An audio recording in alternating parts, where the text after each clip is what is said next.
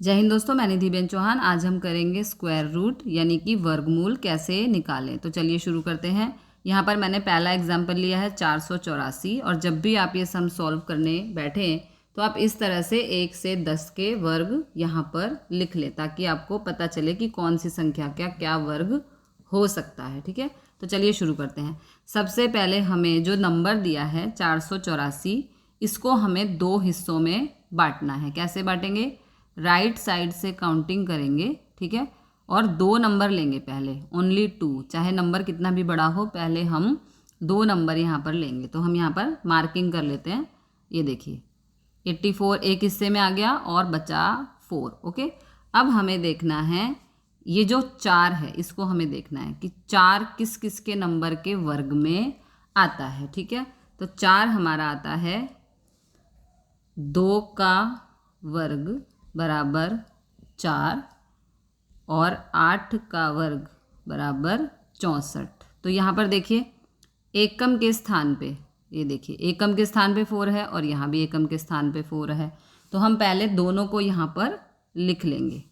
हम यहाँ पे लिख लेंगे 2 और हम यहाँ पे लिख लेंगे 8, क्योंकि दोनों में से कोई एक नंबर हमारा आंसर होगा। ठीक है, अब हम क्या करेंगे? अब हम देखेंगे रेंज कैसे देखेंगे? अब हमारा 84 का काम जो है वो ख़त्म हो गया। ठीक है, अब हमें काम करना है 4 पर, कि ये 4 का हम क्या करें। तो 4 की पहले हमें रेंज देखनी है कि 4 किन दो नंबर्स के वर्ग के बीच में आता है। तो ठीक है, तो यहाँ पर पहले हम लिख लेंगे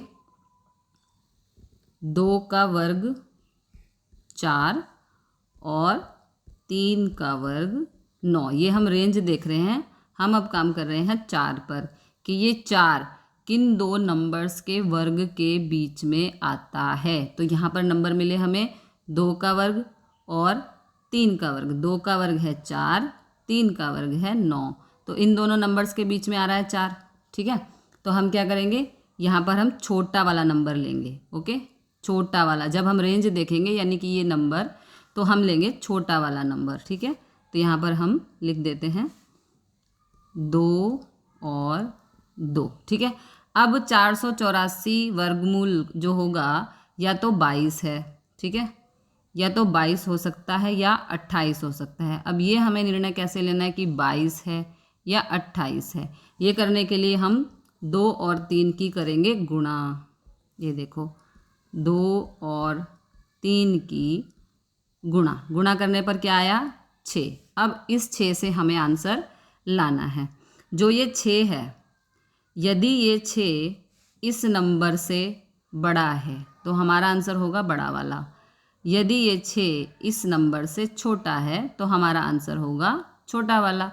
तो यहाँ पर जो 6 है, 6 है ना, 6 से छोटा है 4, तो हमारा आंसर होगा 22। ठीक है, यहाँ पर 6 से छोटा है 4, इस नंबर से हमारा ये वाला नंबर का डिसीजन आएगा कि नंबर क्या होना चाहिए। तो 6 से यहाँ पर छोटा है 4, इसलिए 22 हमारा आंसर है। यदि यहाँ बड़ा नंबर होता 6 से तो हमारा आंसर होता 28। ओके, अगला क्वेश्चन देखते हैं। अगला क्वेश्चन है हमारा 784 का वर्गमूल हमें फाइंड करना है। अगेन पहले हम नंबर को दो नंबर्स में बांट देंगे। ठीक है, कैसे बांटा हमने राइट साइड से दो नंबर गिने और नंबर को दो अलग अलग हिस्सों में बांट दिया। 2 नंबर और जो बचा हुआ है वो दूसरे हिस्से में। ठीक है, अब यहाँ पर देखो एकम पे है 4। हमें देखना है कि 4 किस किस के वर्ग में आता है। तो 4 देखिए किस किस के वर्ग में आ रहा है? 2 का वर्ग 4 और 8 का वर्ग है यहाँ पर 64। ठीक है, तो हमारे यहाँ पे 2 नंबर आ गए। पहले हम इन्हें दोनों को यहाँ पर लिख देते हैं। ठीक है, अब हमारा काम जो था 84 का, ये जो 84 का जो हमारा काम है वो यहाँ पे ख़त्म हो गया। अब हमें ये 7 देखना है कि 7 किन दो नंबर्स के वर्ग के बीच में आता है। ठीक है, जो हमारा 7 है वो किन दो नंबर्स के वर्ग के बीच में आता है। तो यहाँ पर आंसर होगा हमारा 2 का वर्ग 4, 3 का वर्ग 9। ठीक है, जो ये 7 है हमारा वो 4 और 9 के बीच में आ रहा है और वो किसके वर्ग है, 2 का वर्ग है और 3 का वर्ग है। तो यहाँ पर जो हम यहाँ वाला नंबर लेंगे, दशम का नंबर लेंगे, वो इनमें से होगा छोटा वाला यानी कि 2। ओके, तो यहाँ पर हम लिख देंगे 2। अब 784 का वर्गमूल या तो 22 होना चाहिए, ठीक है, या 28 होना चाहिए। इसका डिसीजन करने के लिए हमें इन दोनों की करनी है गुणा, ठीक है। तो गुणा कर लेते हैं, 2 गुणा 3 कितना आया, 6, ठीक है। अब 6 आया हमारा, तो यदि 6 इस नंबर से, यदि 6 जो है यहाँ पर 6 से बड़ा है ये नंबर, तो हमारा आंसर होगा बड़ा वाला। यदि 6 से छोटा है ये नंबर तो हमारा आंसर होगा छोटा वाला, ठीक है। तो यहाँ पर 6 से बड़ा है 7, इसलिए हमारा आंसर है 28, ठीक है। 6 से बड़ा है 7, तो हमारा आंसर है बड़ा वाला यानी कि 28। एक दो और एग्जाम्पल देख लेते हैं, अगले पेज पर चलते हैं। अगला हमने लिया है यहाँ पर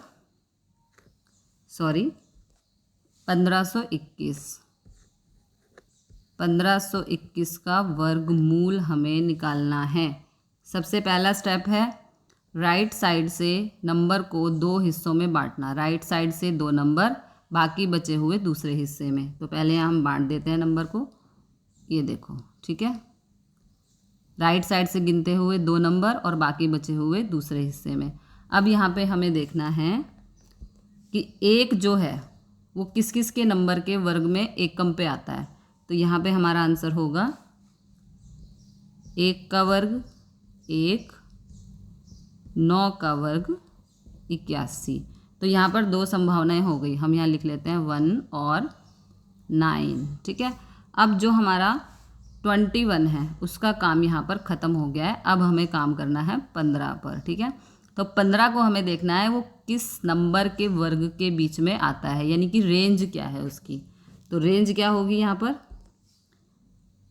3 का वर्ग 9, 4 का वर्ग 16। ओके, तो जो हमारा 15 है, ये जो 15 है वो 3 के वर्ग और 4 के वर्ग के बीच में आ रहा है, ठीक है।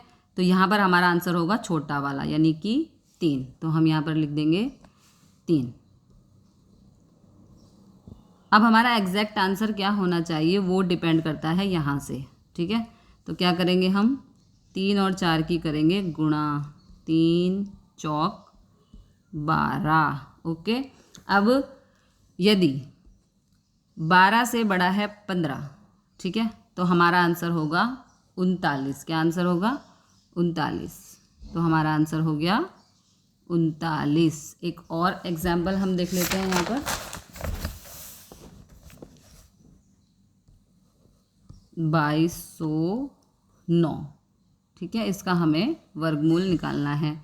सबसे पहला स्टेप है नंबर को राइट साइड से 2 अलग अलग हिस्सों में बांटना और 2 नंबर लेने हैं, ठीक है। राइट साइड से हमें 2 नंबर लेने हैं, तो पहले हम इन्हें अंडरलाइन कर देते हैं।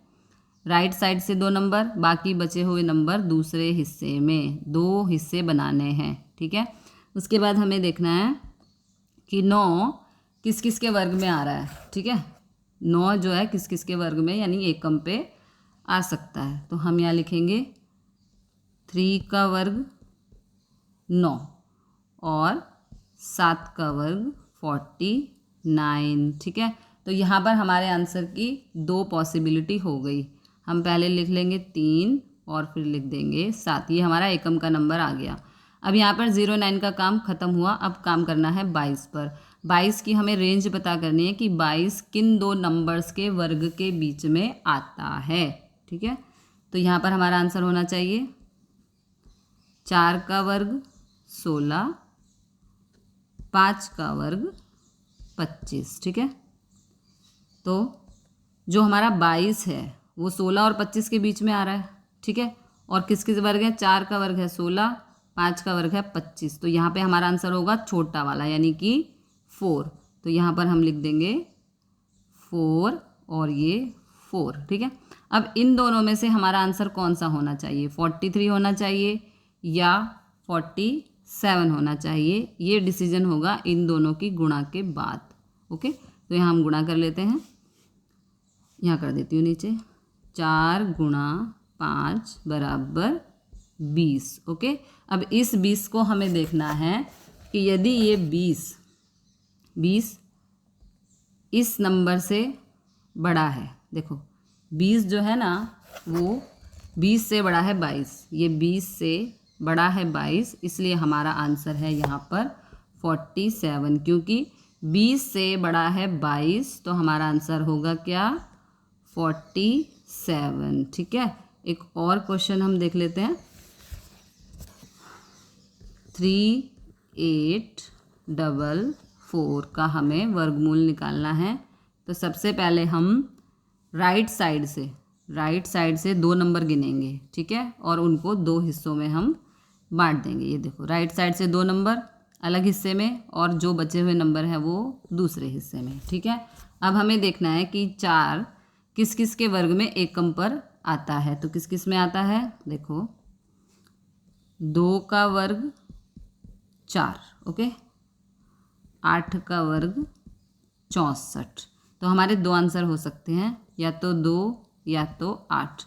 अब यहाँ पे हमारा 44 का काम खत्म हुआ। अब हम देखेंगे 38 किन 2 नंबर्स के वर्ग के बीच में आता है। तो किन 2 नंबर्स के वर्ग के बीच में आता है, देखो 6 स्क्वायर बराबर 36, 7 का वर्ग 49। ओके, जो हमारा 38 है वो 36 और 49 के बीच में आ रहा है।